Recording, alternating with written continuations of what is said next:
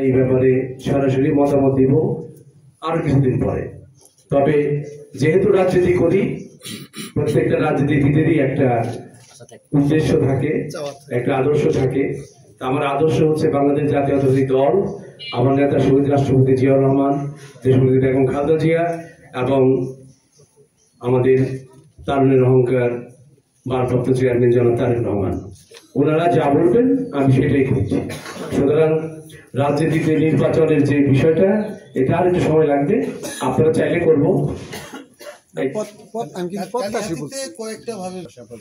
তো রাজনীতির একটা স্বাভাবিক চিত্র বাংলাদেশের, শুধু যে কালীহাতি তা না, বাংলাদেশের প্রত্যেকটি জায়গায় প্রত্যেকটি রাজনৈতিক দলের, বিশেষ করে বড় রাজনৈতিক দলগুলো যারা রাষ্ট্র ক্ষমতায় যেতে চায় বা ছিল, সেখানে 5ই অগাস্টের পরে এখন যেহেতু পরিস্থিতি পরিবেশ অত্যন্ত সুন্দর, তো যারাই রাজনীতি করেন, যাদের সামর্থ্য আছে, তারা সবাই রাজনীতি চাপে, এবং সেটা করতে গিয়ে আঞ্চলিকভাবে অনেক সময় অনেকের সাথে মতবিরোধ হয়।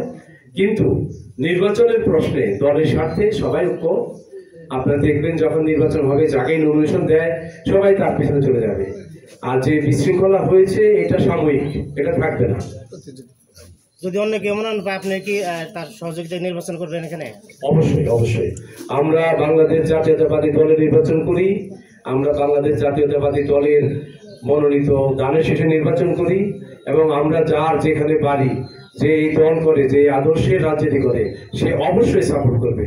যাকেই সমর্থন দিবে, যাকেই নমিনেশন দিবে, তাকেই আমি না, শুধু আমার যারা এই দলের সদস্য আছে সবাই সমর্থন দিবে অবশ্যই। আমার একটা বিশাল প্ল্যান আছে, এটা আগেই আমি প্রশ্নপত্র এখনই ফাঁস করতে চাচ্ছি না।